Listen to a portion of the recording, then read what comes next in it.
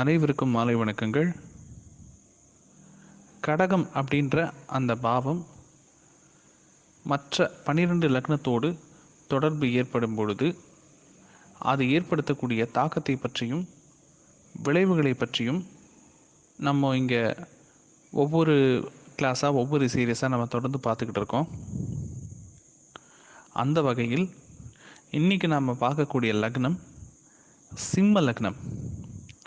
சிம்ம லக்னத்துக்கும் கடகத்துக்கும் இருக்கக்கூடிய தொடர்பை பற்றி தான் நாம் இன்றைக்கி வகுப்பில் பார்க்க போகிறோம். பொதுவாகவே இந்த சிம்ம லக்னத்தை சேர்ந்த அன்பர்களுக்கு கடகம் 12ஆம் பாவமாக வருகிறது. கடகம் நிலையற்ற பாவம் இல்லையா, நிலை இல்லாத பாவம். அந்த பாவத்தை ஒருமுறை நாம் வாய்ப்பு கிடைக்கும் பொழுது அதில் கிடைக்கக்கூடிய அனுகூலம், அதன் மூலியமாக கிடைக்கக்கூடிய ஆதாயம், அதன் மூலியமாக நமக்கு கிடைக்கக்கூடிய வாய்ப்பு, இதை நாம் அது கிடைக்கும் பொழுது பயன்படுத்த தவறிவிட்டால் பிறகு நாம் எதிர்பார்க்கும் பொழுது அந்த வாய்ப்பு நமக்கு கிடைக்காது. அது எப்பொழுது கிடைக்கிறதோ அதுவரை நாம் காலத்தை எதிர்நோக்கி காத்து கொண்டே இருக்க வேண்டிய சூழ்நிலை ஏற்படும். இதை நான் ஏற்கனவே சொல்லியிருக்கேன். இப்போது 12ஆம் பாவம் அப்படின்றது அயன சயன போகம், ஒரு மனிதனுக்கு தேவையான அத்தியாவசியமான விஷயம். பொதுவாகவே இந்த அயன சயன போகம் 3 வேளை சாப்பாடு, நிம்மதியான தூக்கம்,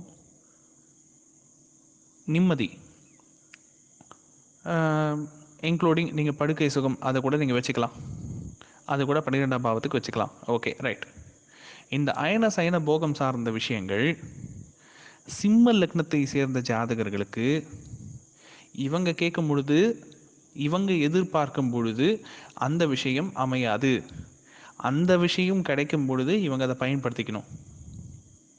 அது சாப்பாடாக இருக்கலாம், 3 வேளை சாப்பாடாக இருக்கலாம், தூக்கமாக இருக்கலாம், எது வேணாலும் இருக்கலாம்.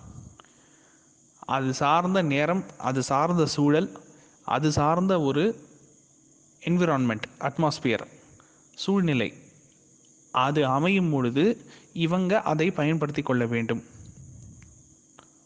அப்படி பயன்படுத்திக்கலன்னா இவங்க கேட்கும் போது அது கிடைக்காது. ஒரு உதாரணம், வண்டியில் ட்ராவல் பண்ணிகிட்டு இருக்காங்க சிம்ம லக்னத்தை சேர்ந்த ஜாதகர்கள். எதுக்கு ரொம்ப காம்ப்ளிகேட் பண்ணிக்கிட்டு, சிம்பிளாகவே சொல்கிறேன். ஒரு சிம்ம லக்ன ஜாதகர் வண்டியில் ட்ராவல் பண்ணிக்கிட்டே இருக்கார். ஒரு தொலைதூர பிரயாணத்துக்கு போகிறாரு, இல்லை ஆஃபீஸ்லேருந்து வீட்டுக்கு போகிறாரு, இல்லை அவர் மார்க்கெட்டிங்கில் ஒர்க் பண்ணுறாரு, எங்கேயாச்சும் வெளியே போகிறாரு, அலுவல் ரீதியாகவோ அல்லது தனிப்பட்ட காரணத்துக்காகவோ, இல்லை ஒரு விசேஷத்துக்காக உறவினர் வீட்டுக்கு போகிறதுக்கோ எங்கேயாவது போகிறாருப்பா, இல்லை வெளியூருக்கு ஏதோ கோவிலுக்கே போகிறாருன்னே வச்சுப்போமே. ஏதோ ஒரு காரணத்திற்காக ஒரு இடத்துலேருந்து இன்னொரு இடத்துக்கு அவர் பயணம் மேற்கொள்கின்றார் அப்படி என்று வைத்துக்கொள்வோம். அப்போது இங்கே என்ன நடக்கும்னு பார்த்தீங்கன்னா, இவர் வண்டியில் ட்ராவல் பண்ணிக்கிட்டு இருக்கும்பொழுது எதிர்க்க ஒரு குறிப்பிட்ட இடத்துல உணவகங்கள், அந்த சிற்றுண்டியாக இருக்கலாம், மெஸ்ஸாக இருக்கலாம், ஹோட்டலாக இருக்கலாம், ஏதாச்சும் கண்ணுக்கு தென்படும். அந்த நேரத்தில் இவருக்கு பசியும் இருக்கும். இவர் சரி பார்த்துக்கலாம், அதுக்கப்புறம் இன்னும் கொஞ்சம் தூரம் போயிட்டு வேறு ஏதாச்சும் ஹோட்டல் வருதா பார்க்கலாம் அப்படின்னு சொல்லிட்டு இவர் என்ன பண்ணிவிடுவார், அந்த இடத்த கடந்து போயிடுவார். அதுக்கப்புறம் இவருக்கு பசிக்கும். இவருக்கு பசிக்கிற நேரத்தில் இவருக்கு இன்னும் பசி இன்னும் ஜாஸ்தியாகும். இவருக்கு பசி ஜாஸ்தியாகிற நேரத்தில் இறங்கி பார்ப்பாரு, ஹோட்டல் எங்கேயும் இருக்காது. கடைசியில் அந்த வேலை சாப்பாடையே அவர் ஸ்கிப் பண்ணுவார். அந்த வேலை உணவையே அவர் ஸ்கிப் பண்ணுவார்.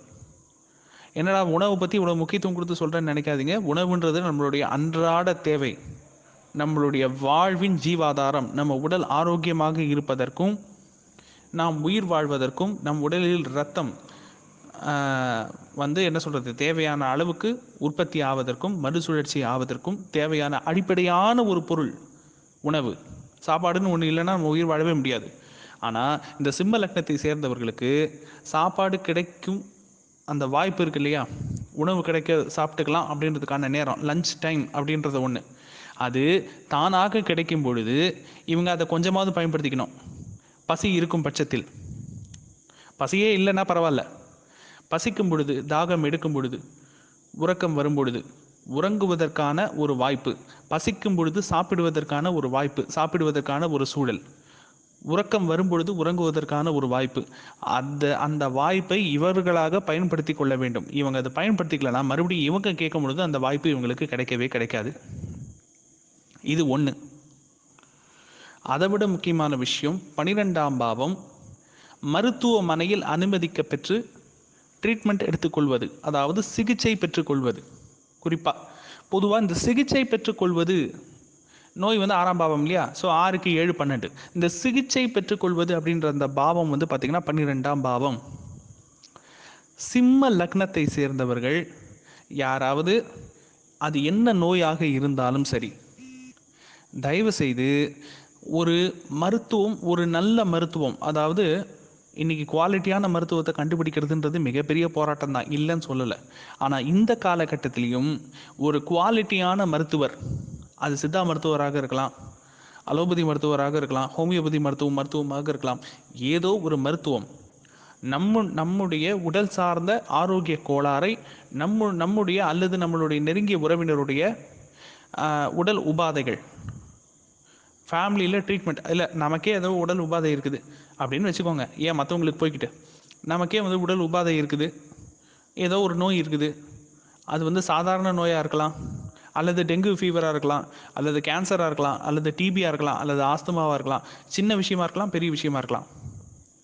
அந்த சின்ன விஷயத்துக்கும் சரி, பெரிய விஷயத்துக்கும் சரி, மருந்து எடுத்துக்கொள்ளும் நேரம்னு ஒன்று இருக்குது இல்லையா? மருந்து எடுக்க வேண்டிய நேரத்தில், மருந்து கிடைக்கும் பொழுதே, மருத்துவம் கிடைக்கும் பொழுதே, ஒரு நல்ல மருத்துவர் கிடைக்கும் பொழுதே, அவங்களுடைய கான்டாக்ட், அந்த மருந்து சம்பந்தப்பட்ட தகவல், ஒரு மருத்துவம் சம்பந்தப்பட்ட தகவல், ஒரு நல்ல குவாலிட்டியான சிகிச்சை அளிக்கக்கூடிய மருத்துவத்தை தரக்கூடிய ஒரு மருத்துவர் சம்பந்தப்பட்ட தகவல், இது கிடைக்கும் பொழுதே அந்த வாய்ப்பை சிம்ம லக்னத்தை சேர்ந்தவர்கள் பயன்படுத்தி கொள்ள வேண்டும். அப்படி பயன்படுத்த தவறிவிட்டால், இவர்கள் எதிர்பார்க்கும் பொழுது அந்த வாய்ப்பு இவர்களுக்கு என்றைக்குமே கிடைக்காது. மறுபடியும் அடுத்த வாய்ப்பு கிடைக்கிற வரைக்கும் இவங்க காத்திருக்கணும். அதுக்குள்ள நோய் முத்தி போனாலும் போயிடலாம், இல்லை ஆளையே தூக்கினாலும் தூக்கிடலாம். அது நோயின் அளவை பொறுத்தும், சூழ்நிலையை பொறுத்தும், ஒவ்வொருத்தருடைய ஜாதகத்தை பொறுத்தும் மாறுபடும். ஆனால் சிம்ம லக்னத்தை சேர்ந்தவங்களுக்கு ரூல்ஸ் இதுதான். அது உண்ணும் உணவாக இருக்கட்டும், உறங்கும் நேரமாக இருக்கட்டும், நிம்மதியாக ஆஸ்வாசமாக இருக்கக்கூடிய சூழ்நிலையாக இருக்கட்டும், அல்லது எடுத்துக்கொள்ளும் மருத்துவமாக இருக்கட்டும், வாய்ப்பு கிடைக்கும் பொழுதே அதற்கான ஸ்பேஸ், அதுக்கான என்விரான்மெண்ட், சூழ்நிலை, அந்த சூழ்நிலையை பயன்படுத்தி கொள்ள வேண்டும். அந்த சூழ்நிலையை இவர்கள் தவற விட்டு விட்டார்கள் என்றால், மறுபடியும் அதே போன்று ஒரு வாய்ப்பு இவர்கள் எதிர்பார்க்கும் பொழுது இவர்களுக்கு கிடைக்கவே கிடைக்காது.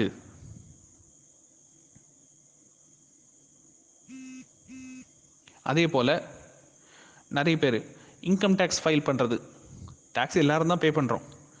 ஆனால் இந்த சிம்ம லக்னத்தை சேர்ந்தவர்கள் ஒரு டைம் கிடைக்கும் பொழுதே, அலுவல் வேலைகளுக்கு நடுவில் ஒரு டைம் கிடைக்கும் பொழுதே இன்கம் டேக்ஸ் ஃபைல் பண்ணிடணும், அக்கௌண்ட்ஸ் ஃபைல் பண்ணிடணும். வரவு செலவு, டெபிட் அண்ட் கிரெடிட் அதை வந்து ஃபைல் பண்ணிடணும். டைம் கிடைக்கும் போது இவங்க ஃபைல் பண்ணாமல் கொஞ்சம் லெத்தாஜிக்காக விட்டுட்டாங்க அப்படின்னா, மறுபடியும் இவங்க இன்கம் டேக்ஸ் ஃபைல் பண்ணணும்னு நினைக்கும் போது இவங்களுக்கு நேரம் கிடைக்காது. நேரம் கிடைக்காம காலதாமதமாகி அதுக்கப்புறம் ஃபைனோடு சேர்த்து டேக்ஸை கட்ட வேண்டியிருக்கும். 12ஆம் பாவம் சார்ந்த எந்த காரியத்தையும் சமயம் கிடைக்கும் பொழுது, நேரம் கிடைக்கும் பொழுது, சூழ்நிலை கிடைக்கும் பொழுதே அதை பயன்படுத்தி அதை செய்து முடித்து விடுங்கள். அதுதான் சிம்பிளான நம்ம சொல்லக்கூடிய ரெமெடி அல்லது சொல்யூஷன். சரிங்களா? இப்போ இந்த 4ஆம் பாவம் வித்தையை பிராப்தம் செய்யக்கூடிய பாவம் இல்லையா? வித்தையை பிராப்தம் செய்யக்கூடிய பாவம். அப்போ 4ஆம் பாவம் ஆகிய கடகம் சிம்ம லக்னத்தை சேர்ந்தவர்களுக்கு 12ஆம் பாவமாக வருகிறது. அப்போ 12ஆம் பாவம் என்பது என்னன்னா மறைபொருள். மறைபொருள்னா நம்ம முதுகுக்கு பின்னாடி தான் 12ஆம் பாவம். என்றைக்குமே நம்ம முதுகு வந்து நம்மளால் டைரெக்டாக பார்க்க முடியாது. கண்ணாடியிலையோ ஃபோட்டோலையோ இமேஜ்லேயோ வேணால் நம்ம பார்க்கலாமே ஒழிய நம்ம நேரடியாக நம்மளுடைய முதுகை வந்து பார்க்க முடியாது. அப்போது நம்ம கண்ணுக்கு அப்பாற்பட்ட விஷயங்கள் அது வந்து 12ஆம் பாவம். நம்ம கண்ணுக்கு புலப்படாத விஷயங்கள் அது 12ஆம் பாவம்.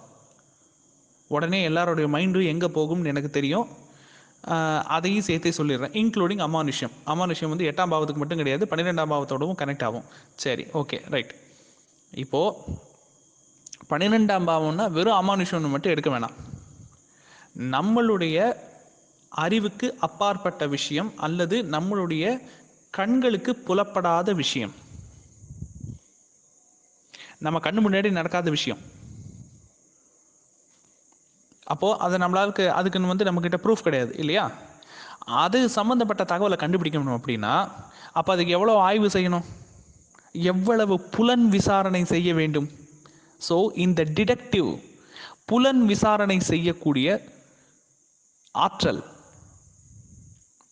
என்கொயரி பண்ணுறாங்க இல்லையா, ஒரு தப்பை கண்டுபிடிக்கிறதுக்கு கிரிமினாலஜி, சிம்ம லக்னத்தை சேர்ந்தவர்கள் கிரிமினாலஜி அப்படின்ற அந்த ஒரு சப்ஜெக்ட் இருக்குது இல்லைங்களா, அந்த கிரிமினாலஜி அப்படின்ற அந்த சப்ஜெக்டை எடுத்து படிக்கிறாங்க. இல்லை ஏதாச்சும் ஒரு டிடெக்டிவ் சம்மந்தப்பட்ட அந்த விஷயம், புலனாய்வு சம்மந்தப்பட்ட துறையை சேர்ந்து அவங்க படிக்கிறாங்க.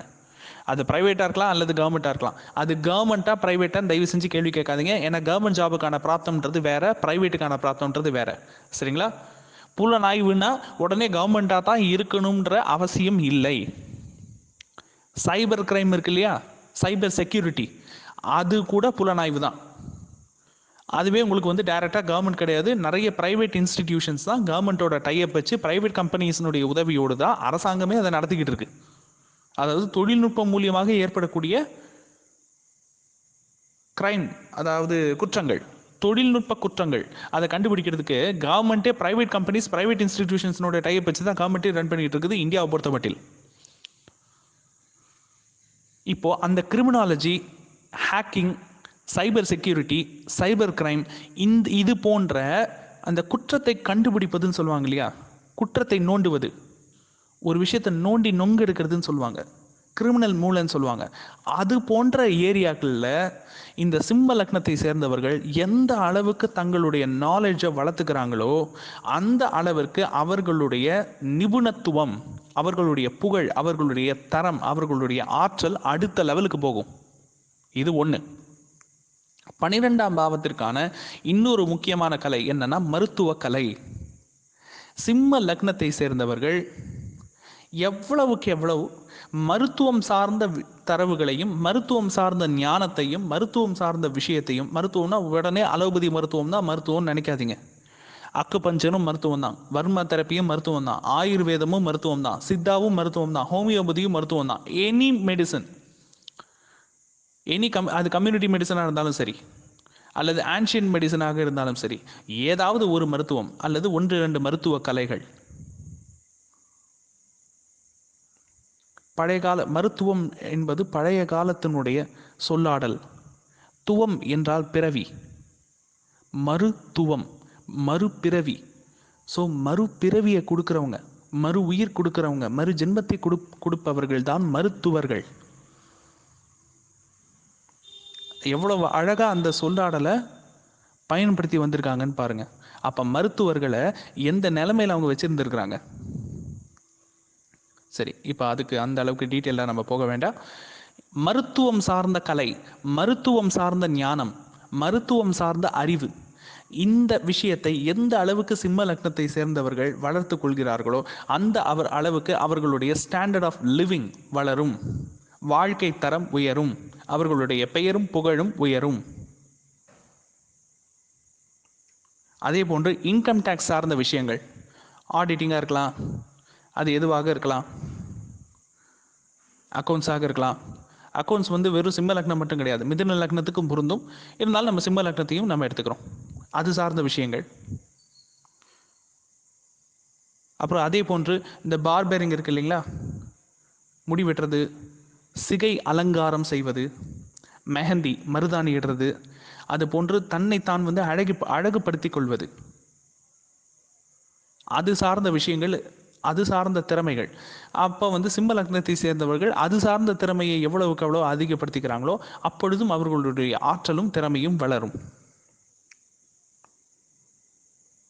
ரகசிய ஆராய்ச்சி, ரகசிய ஆய்வு, இது போன்ற விஷயத்தை சிம்ம லக்னத்தை சேர்ந்தவர்கள் வளர்த்து கொள்வது மிகவும் அவர்களுக்கு மேன்மையை பயக்கும். மெயின் வந்து மருத்துவம், குற்றம் மற்றும் புலனாய்வுத்துறை, இன்டெலிஜென்ஸ், மற்றவர்களிடம் வெளிப்படாத ஒரு அறிவு, மற்றவர்களால் கண்டுபிடிக்க முடியாத ஒரு விஷயம், மற்றவர்கள் கண்ணுக்கு புலப்படாத ஒரு விஷயம், அதை எந்த அளவுக்கு சிம்ம லக்னத்தை சேர்ந்தவர்கள் அந்த மறை ஞானத்தை தேடுகிறார்களோ அந்த அளவிற்கு அவர்களுடைய ஆன்மா வலுவடையும், அவர்களுடைய ஆற்றலும் திறமையும் பல பங்கு பட்டை தீட்டப்படும், மெருகேற்றப்படும். அதே போன்று சிம்ம லக்னத்தை சேர்ந்தவர்கள் 12ஆம் பாவத்தை பயன்படுத்தணும்னு சொன்னேன்னா, பயன்படுத்தும் வாய்ப்பு கிடைக்கும் பொழுதே பயன்படுத்தணும்னு சொன்னேன். அப்போ 12ஆம் பாவத்துக்கு இருக்கக்கூடிய இன்னொரு முக்கியமான விஷயம் விரயம். விரயம்னு எடுத்துக்கலாம், செலவுன்னு எடுத்துக்கலாம், சுப செலவுன்னு எடுத்துக்கலாம். செலவு செய்யக்கூடிய வாய்ப்பு, அதாவது ஒரு முக்கியமான செலவு, ஒரு சுப செலவு, அந்த செலவு செஞ்சு தான் ஆகணும் அப்படின்னா அந்த செலவு செய்யக்கூடிய வாய்ப்பை கையில் காசு இருக்கும் பொழுதே அந்த சுப செலவுக்கான பிரயத்தனம், முயற்சியை அதை அப்போவே பண்ணிடணும். அதை பண்ணாமல் விட்டுட்டாங்க அப்படின்னா அதுக்கப்புறம் அந்த செலவு செய்யணும்னு ஆசைப்பட்டாங்கன்னா அப்போது இவங்க செலவு செய்யணும்னு ஆசைப்படுறப்போ கையில் வந்து காசு இருக்காது. டேக் ஃபார் அன் எக்ஸாம்பிள், ஒரு விஷயத்தில் ஒரு லேண்டில் இன்வெஸ்ட் பண்ணணும்னு நினைக்கிறாங்க, பையனுக்கு கல்யாணம் பண்ணணும்னு நினைக்கிறாங்க, ஏதோ ஒன்று செய்யணும்னு நினைக்கிறாங்க. அப்போ கல்யாணத்துக்கு வாய்ப்பு கைகூடி வருது, பையனுக்கோ தன்னுடைய மகனுக்கோ மகளுக்கோ திருமணத்துக்கு வாய்ப்பு கைகூடி வருது, வீட்டில் ஒரு ஃபங்க்ஷன் நடக்குது, இல்லை சொந்தக்காரங்க வீட்டில் ஒரு ஃபங்க்ஷன் நடக்குது, இவங்க தான் அந்த ஃபங்க்ஷனை முன்னெடுத்து செய்யணும். அப்போ அதுக்கான வருமானம் கைக்கு வருது, கையில் ஏதோ ஒரு தொகை இருக்குதுன்னா கையில் தொகை இருக்கும் பொழுதே அந்த தொகையை அந்த செலவுக்காக எடுத்து வச்சுக்கணும். சரி, இப்போ இருக்கிற தொகையை செலவு பண்ணிடலாம், அதுக்கப்புறம் அந்த செலவு வரும்போது பார்த்துக்கலான்னு இவங்க அசால்ட்டாக இருந்தாங்கன்னா குறிப்பிட்டு அந்த சுப செலவு வரும்போது இவங்க கையில் காசு இருக்காது. இந்த மாதிரி சுப செலவு வீட்டில் நடக்கும் பொழுதோ, விரயம் வீட்டில் நடக்கும் பொழுதோ, மருத்துவ செலவு வீட்டில் நடக்கும் பொழுதோ கையில் காசு இல்லாமல் கையை பசிஞ்சுக்கிட்டு இருக்கிற நிறைய சிம்ம லக்ன ஜாதகர்களை நான் கண் கூட பார்த்துட்ருக்கேன், அனுபவத்தில் பார்க்க முடிகிறது. சிம்ம லக்னத்தை சேர்ந்தவர்கள் விரயத்துக்காகவும் மருத்துவ செலவிற்காகவும் அவசர செலவிற்காகவும் எப்பொழுதும் ஒரு சிறு தொகையை ஒதுக்கி வைத்து கொண்டே இருக்க வேண்டும். அது உண்டியலில் நீங்கள் சேர்த்திங்கனாலும் சரி, பேங்க்கில் தனியாக அக்கௌண்ட்டில் சேர்த்திங்கனாலும் சரி, இன்சூரன்ஸ் மூலிமா சேர்த்திங்கனாலும் சரி, எது மூலிமா சேர்த்திங்கனாலும் சரி, ஒரு சேவிங்ஸ் உங்கள் கையில் இருந்துக்கிட்டே இருக்கணும். எதுக்காக? சுப விரயத்துக்காகவும் மருத்துவ செலவுக்காகவும் எதுக்காகவாவது. செலவுன்ற ஒரு விஷயத்துக்கு திடீர்னு செலவு பண்ண வேண்டி வந்துச்சு அப்படின்னா, சுப விரயம் பண்ண வேண்டி வந்துச்சுன்னா, ஒரு கிரக பிரவேச ஃபங்க்ஷன் நடத்த வேண்டி வந்து, ஒரு வளகாப்பு ஃபங்க்ஷன் நடத்த வேண்டி வருது, இதெல்லாம் சுப விரயம் இல்லையா? இதுக்காக ஒரு தொகை எப்பொழுதுமே கையில் அவசரத்துக்குன்னு இருக்கணும். அந்த அவசரத்துக்கு இருக்கக்கூடிய தொகையை நீங்கள் எடுத்து உங்களுடைய அன்றாட தேவைக்கு பட்ஜெட்டில் நீங்கள் எடுத்து வச்சுட்டீங்க, செலவு பண்ணிட்டீங்கன்னா, நீங்கள் எதிர்பார்க்கும் பொழுது அந்த சுப செலவை செய்ய வேண்டும் அப்படின்ற அந்த நிலை வரும்பொழுது அந்த நேரத்தில் உங்கள் கையில் காசு இருக்காது, அந்த ஃபங்க்ஷனே உங்களால் செய்ய முடியாமல் போயிடும். இப்போ நம்ம இவ்வளவு நேரம் டிஸ்கஸ் பண்ண சிம்ம லக்னத்துக்கும் கடகத்துக்குமான தொடர்பை ஜாதகத்தில் அப்ளை பண்ணி பாருங்கள். கிடைக்கக்கூடிய தரவுகளையும் சந்தேகங்களையும் தவறாமல் குழுவில் பதிவிடுங்கள். நன்றி.